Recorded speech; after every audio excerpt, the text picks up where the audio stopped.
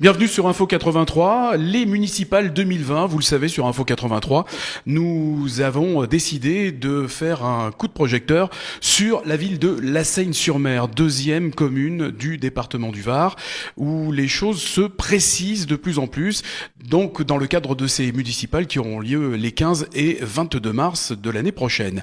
Nous recevons aujourd'hui Sandra Torres. Bonjour Sandra Torres. Bonjour.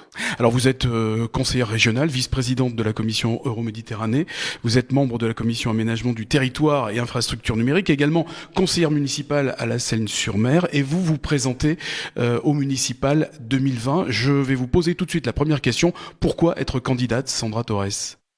Tout simplement parce que je suis sénoise et que j'ai un projet à porter pour l'ensemble des Sénoises et des Sénois et que j'ai envie de leur présenter et d'accompagner mon projet avec l'équipe qui m'entoure et également les personnes qui nous rejoignent. Voilà. On parlera bien sûr de votre programme, des principaux points de votre projet. Vous êtes soutenu, vous avez une investiture particulière, on a parlé notamment des Républicains. Alors, il faut savoir qu'on est sur une ville de 30 000 habitants. Donc, la Commission nationale d'investiture se réunira à Paris. C'est valable, c'est comme ça pour l'ensemble des communes de plus de 30 000 habitants sur le territoire. Aujourd'hui, donc, il n'y a pas eu de Commission nationale d'investiture. Par contre, donc moi, j'ai fait ma demande de soutien au niveau de mon parti. J'ai agrémenté cette demande de soutien avec un certain nombre de cadres, l'ensemble des cadres de la 7e circonscription qui ont écrit des lettres de soutien pour soutenir ma candidature. Alors vous parlez de soutien et non pas de demande d'investiture, c'est complètement différent. Alors, c'est différent, oui ou non. On a beaucoup de maires aujourd'hui des communes du Var qui ont fait la même demande que la mienne, c'est-à-dire avoir un soutien. Alors pourquoi le soutien ? La liste que je vais porter, elle sera avant tout faite de Sénoises et de Sénois pour les Sénois. Voilà. Alors, j'ai ma famille politique, elle m'appartient. Ça fait 10 ans que je suis engagée et responsable tout d'abord de l'UMP et ensuite des Républicains sur la commune de La Seyne. Donc ça, c'est mon engagement politique qui m'appartient. Pour autant, sur ma liste, il y aura des personnes de d'autres partis politiques, mais aussi beaucoup de personnes qui ne sont pas du tout encartées dans un parti politique, qui ont simplement envie de porter un projet pour la ville. Alors le fait de ne pas avoir d'investiture ou ne pas demander, pardon, pour l'instant, d'investiture, ça vous amènera peut-être à demander aussi d'autres soutiens que celui des Républicains ? Alors oui, bien entendu, les soutiens, moi à partir du moment où vous avez des partis qui sont en dehors des extrêmes et qui croient en ma candidature et qui sont prêts à soutenir le projet que je vais porter pour les Sénois, bien sûr que les soutiens sont les bienvenus. Hein. Est-ce que la présence d'Émilie Guérel, donc la députée LaREM à l'inauguration de votre permanence de campagne, s'inscrit dans cet objectif-là, d'avoir le soutien de LaREM ? Écoutez, moi j'ai invité la députée de la circonscription à venir à l'inauguration de ma permanence. Je suis ravie qu'elle ait accepté l'invitation et qu'elle soit venue. Elle est venue écouter la candidate. Voilà, je pense que, c'est pas je pense, mais comme dans toutes les instances politiques, il y a un règlement.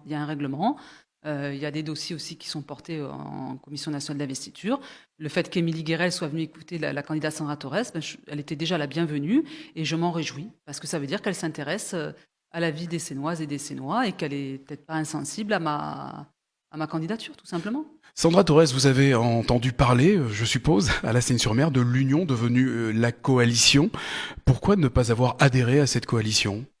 Alors, déjà, vous l'avez dit, hein, c'est une union qui est devenue une coalition, qui redevient une désunion. La coalition, l'union du départ n'était plus la coalition du milieu et qui n'est plus la coalition aujourd'hui. Donc, voilà, et puis moi, de toute façon, ces choses sont claires. Je suis candidate, j'ai un projet à porter.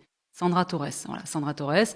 Elle est accompagnée, j'ai une vision pour la ville, on en parlera peut-être tout à l'heure, mais en tout cas les 3 axes principaux, puisque on pourra échanger là-dessus. Après, vous savez très bien qu'on dévoilera tous nos projets pas avant début d'année janvier, enfin pas avant janvier 2020. Mais pour autant, moi je ne fais pas une coalition de partis, c'est ce que je vous ai expliqué. Il y a des hommes et des femmes en dehors des partis, et c'est surtout que je porte ce projet en tant que tête de liste. Alors on se dirige de fait vers un éclatement des listes, ce qui va rendre un peu plus difficile, non, la victoire, vous ne pensez pas ? Alors, j'allais vous dire, on pourrait dire oui et non, c'est une réponse un peu bateau, mais quelque part, on a toujours eu une multitude de listes à la Seine. Aujourd'hui, alors il est vrai qu'on parle beaucoup des candidatures annoncées, mais on n'a pas encore la candidature du maire sortant, donc qui tarde en tout cas à aujourd'hui annoncer aux Sénoises s'ils se représentent. Vous pensez que c'est tard, il est temps qu'il se définisse, Marc Villemot? Non, pas du tout. Je pense que voilà, comme beaucoup de maires sortants, il va tarder à se présenter. Pour autant, les Sénois connaissent le contexte politique aujourd'hui à la Seine. Il y a quand même une liste de gauche qui est menée aujourd'hui par Luc Patin-Trégère, qui est de gauche écologiste et qui vient de s'annoncer, sur lequel est annoncée Denise Reverdito, qui est quand même aujourd'hui adjointe au maire à l'urbanisme et qui représente Écologie Les Verts. Donc voilà, il y aura sûrement une liste ou pas de la France Insoumise. Est-ce que M. Marc Villemot sera soutenu? Voilà, ça fait quand même beaucoup de questions que se posent les Sénois. Je pense que voilà, ils attendent surtout, c'est quel projet pour notre ville de demain, dans 6 ans, dans 12 ans et dans 20 ans. Voilà, c'est une belle transition puisque nous allons parler de votre programme, puisqu'on a parlé du contexte maintenant. Le contenu, quel est votre projet pour les Sénoises et les Sénoises? Alors, le projet dans sa globalité, comme je vous l'ai dit, sera annoncé au mois de janvier, voilà, comme tous les candidats. Pour autant, moi, j'ai voulu quand même, dès le départ, annoncer les 3 axes forts de ma campagne, qui sont le développement durable et l'écologie, avec donc des mesures concrètes. Alors, j'en ai cité une, je vais vous en citer une, mais il y en aura bien d'autres. L'équipement des bâtiments publics en panneaux solaires. Alors, vous allez me dire, ouais, là, Mme Thorez, vous n'inventez rien. Ben, oui, mais en tout cas, il faut entreprendre la démarche. Nous, on l'a fait au niveau de la région. Aujourd'hui, les lycées, qui est une des compétences de la région, commencent tous à être équipés de panneaux solaires, parce que c'est aussi ça, mais c'est aussi impulsé au niveau du privé, impulser une dynamique et pour que eux, on puisse justement, pour que les habitants, les Sénois qui sont propriétaires puissent aussi rentrer dans cette dynamique-là. C'est également aussi dans le cadre écologique, redynamiser le centre-ville. Alors vous allez me dire, ouais, mais quel lien entre la redynamisation du centre-ville? Alors puisque vous posez les questions à ma place, allez-y développer. Quel lien alors justement? Moi, je pars du principe que pour pouvoir, la mobilité, c'est un vrai problème. D'accord? C'est un vrai problème pour les Sénois. On le voit bien aujourd'hui. On a d'énormes difficultés à circuler au sein de la ville. On a d'énormes difficultés à traverser le côté sud au nord. On a également d'énormes difficultés à se rendre, ne serait-ce que sur Olioul ou Toulon. Tant qu'à faire, autant prioriser l'économie en cœur de ville ou en périphérie de la ville de la Seine pour que les Sénois puissent travailler dans la ville dans laquelle ils habitent. Voilà, donc ça favorisera aussi forcément les modes doux, le fait de pouvoir se déplacer à vélo, se déplacer à pied.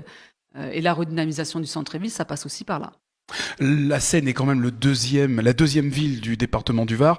La position de la Seine-sur-Mer par rapport à TPM, la sécurité également sont des thèmes sur lesquels vous allez travailler. Exactement. D'ailleurs, c'est le deuxième thème que j'ai annoncé, celui de la sécurité.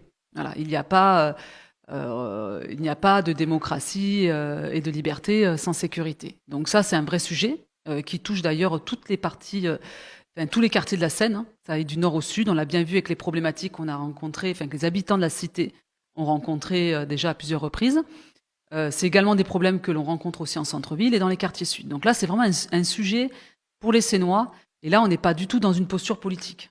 Voilà. Donc il y a des moyens à mettre en œuvre, il faut les mettre. Et ça, d'ailleurs, ça fait partie. C'est vraiment des sujets avec le développement durable et la culture, si on en parlera par la suite, qui est primordial pour les Sénois. La culture, justement, ça fait partie aussi des thèmes principaux, en tout cas. Bien sûr. La culture, la culture et le sport. On va parler de la culture, mais c'est quand même le vivre ensemble. C'est ce qui rassemble, c'est ce qui permet aussi à nos collectivités, à nos habitants de se retrouver, qu'ils soient jeunes et moins jeunes. Donc la culture aussi, j'ai un projet ambitieux. On a déjà beaucoup d'associations et de privés qui travaillent dans ce sens-là. Il faut continuer à les soutenir, à les fédérer. Et je porterai un projet d'envergure nationale qui permettra de rassembler les Sénoises et les Sénois autour de la culture. Pourquoi demain ne pas avoir notre Puy du Fou à la Seine? Alors ça paraît ambitieux, mais réalisable. Vous dites la Seine va reprendre sa place avec vous, la Seine va reprendre sa place, c'est-à-dire quelle est la place de la Seine? Alors, la Seine va reprendre sa place. Je pourrais dire la Seine, aujourd'hui, avec le projet que je porte, va entreprendre une autre dynamique. Voilà. Sa place, vous avez parlé de la métropole aujourd'hui. Aujourd'hui, le président de la métropole confie à chaque maire de collectivité de gérer sa commune comme il entend. Voilà. Les projets que je porterai pour la Seine seront peut-être sur un autre volet qui sera sûrement plus économique, plus culturel, porté sur la sécurité et le sport. Sandra Torres, on vous remercie. Ah, c'est déjà fini? C'est déjà fini. Bon, ben merci à vous de m'avoir invité. Merci. Merci. À bientôt.